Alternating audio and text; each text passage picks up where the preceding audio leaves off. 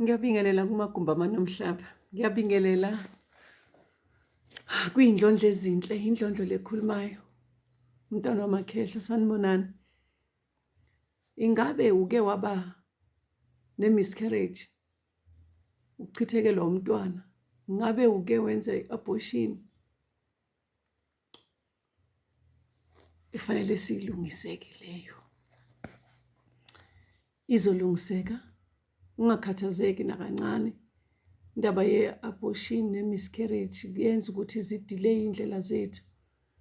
Ngoba ngicabanga nje ukuthi izinto kakhulukazi ebesingayinaki isikhathi esiningi. Unganakeki ngokuthi umntwana ngoba akekho, sithathe ngokuthi akekho umntwana, kusho ukuthi hhayi yinto nje engabalulekanga, noma kuwe ubalulekile, yes, kodwa awucabangi ukuthi khona la ngablokha khona izinto zakho. So namhlanje ngeke ngithathe ithuba lokuthi asikhulume ngayo indaba yabantwana abaphuphumayo abatholakala ingakafiki isikhathi. It's either utholakale ngephutha, it's either wenze wena, kodwa labo bantwana labo bayafana. Lapho behluka khona, bahluka lama sekufanele ulungise khona izinto zakho, ngoba lo owe-miscarriage uzomlungisela kahle, wenze lokho ozokwenza. Lo we-abortion uzodinga ukuthi uma usulungisa bese uyaxolisa futhi kuye ucela uxolo, uxolise ngalokho wakwenza. Uyabona nje kuhluka lapho kuphela, uhluka lapho nje ekuxoliseni, kodwa ukulungisa kwakhona kuyafana, ngoba laba bantu bobabili bahamba benegazi, laba bantu bobabili bahamba bengagqokanga, laba bantu bobabili bahamba bengagezwanga, ngisho ukugezwa. Uyabona labo bantu bobabili nje bahamba kungakuhle kahle, azange baze baba abantu abahamba ngendlela yesizotha, ukuthi kwenzeke isizotha. Kwabanye bayayenza i-miscarriage ngey'khathi zamanje, mhlawumbe abanye sebeyabalanda babangcwabe kahle emakhaya, angazi. Kodwa nje i-miscarriage isikhathi esiningi ngey'khathi zakudala kwakuba ukuthi umuntu akabuyi nomntwana esibhedlela, umntwana wakhe uyathathwa ayodiskhathwa, bathi i-discard, uyadiskhathwa. Ngiyanqena ukusho leli lesiZulu ukuthi ngoba ngathi uyamlahla lapha, cha, liyangisabisa lelo, kodwa nje usuke umlahlile vele, kodwa nje udiscard.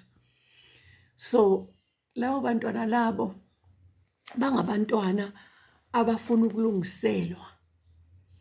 Lo mntwana uzomphupha kakhulukazi umntwana, umphupha umntwana onqunu, umphupha umntwana mhlawumbe omunye uyakhala, uyakufuna, uyakulandela.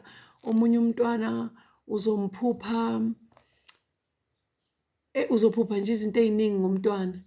Kodwa ngeside lakho ngiyacabanga ukuthi uma ngabe uke wayenza i-abortion or waba ne-miscarriage, uyakwazi ukuthi okay, maybe loya mntwana loya.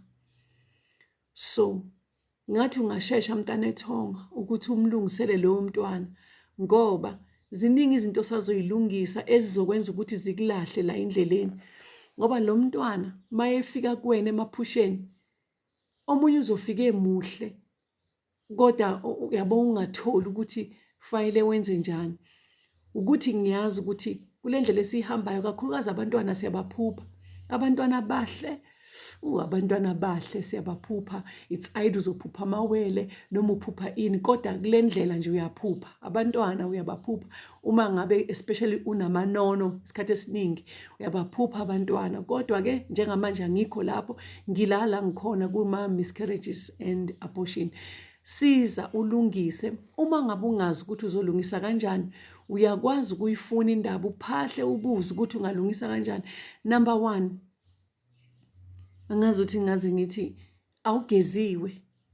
Kwawena uzoyiqala kanjani i-initiation, u-initiate kanjani endleleni yakho uhamba kuyo kwawena usangcolile, awukakahlambululwa, awukakayigezi kwawena, awukakagezwa nje, awukakahlanjululwa. Number 2, umntwana lo owahamba, lo mntwana usahleli kabi, uhleli kabuhlungu, ungcolile, kwayena ungcolile. Uza kanjani kuwena lo mntwana? Ngoba phela lo mntwana afuneka eze ney'nhlanhla kuwe, or else lo mntwana kuwe mhlawumbe uzoba linono lakho, awazi.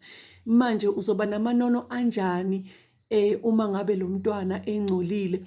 So into engiyishoyo, phakamela le ndaba, iphakamele nje namhlanje noma kusasa noma yinini mawuzwa nje le video yami le, ukuthi umntwana umlungisela kanjani. Ifune lento, uma ngabe uyifunisise. Mangithi ifuna into uyifunisise, ngisho ukuthi phahla, ukhulume namathonga, uwatshele ukuthi kukhona into eyenzeka nayi, noma ungakaphuphi-ke kodwa kukhona kwenzeka ukuthi nokuthi nokuthi. Okokuqala, umazi umntwana ukuthi uwumntwana muni, awazi nokuthi akanagama. So lungisa izinto zomntwana. Makhosi, lungisa izinto zomntwana. Umntwana udinga ukuhlanjululwa. Umntwana udinga ukuthi agezwe kahle. Angithi uyamhlambulula, uyamgeza, uyamgqokisa, umnikeza iy'ngubo, uyagqoka. Umntwana udinga ukuthi abe negama lakhe. Umntwana udinga ukulandwa, akakona la owamshiya khona. Uyakwazi ukuthi umlande. Uma ngabe wamshiya esibhedlela is fine, ayikho inkinga lapho. Thina sisebenza ngomoya, ngokukamoya. Izinto lezi zomhlaba lezi ey'ningi zifanele zingakuxaki. Ngicela ukuthi umntwana ethonga ungaxakeki. Ungabi nokuthi umntwana wamlahla le, mhlawumbe walahlwa esibhedlela kanjani. Ngokukamoya izinto ziyalungiseka. So uzokwazi ukuthi umlande, uzokwazi ukumlungisela ngendlela, uzokwazi futhi umntwana ukumenzela kwayena iladi.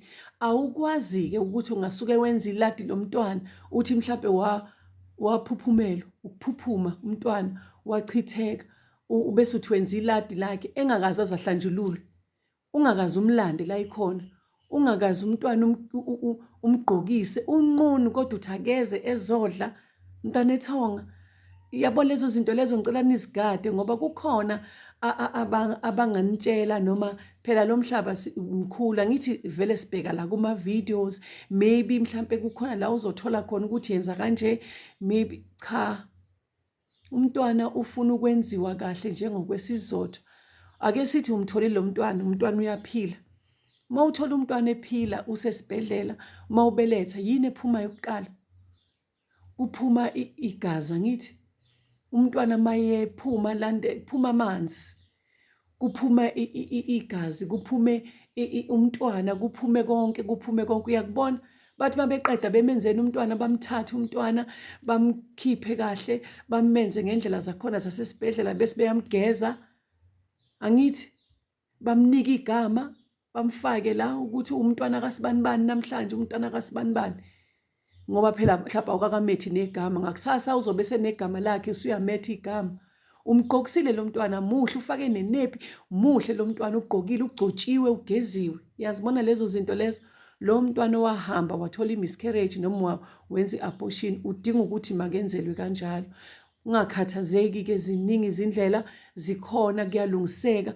Kodwa njengomntwana kamoya, umntwana ohamba nemimoya, umntwana ohamba nazo zonke izindlela, umntwana ohamba onamandla, umntwana wamakhosi, udinga ukuthi mawulungisele umntwana wakho, umlungisele umntwana.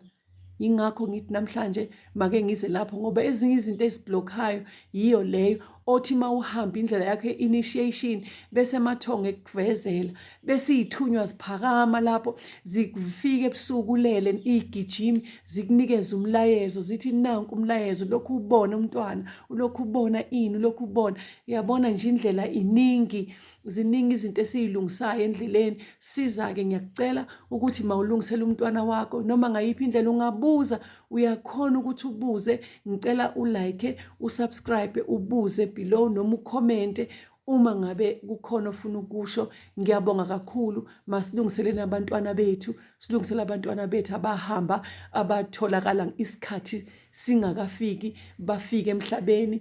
Kodwa nje uzungakhathazeki, nawe wena owenza i-abortion uzungakhathazeki, ukwazi ukucela uxolo. Luyacelwa uxolo kumntwana, ucela umntwana akuxolele ngokwenze, ucela amathonga akuxolele. Uyakwazi ukukhuluma nje ngomlomo kodwa ngendlela yakhona ezothile. Ngiyabonga. Ngicela ulike, usubscribe. Ngiyabonga, ngiyanithanda kakhulu. Indlondlo le ekhulumayo, umntwana wamakhehla. Nisale kahle.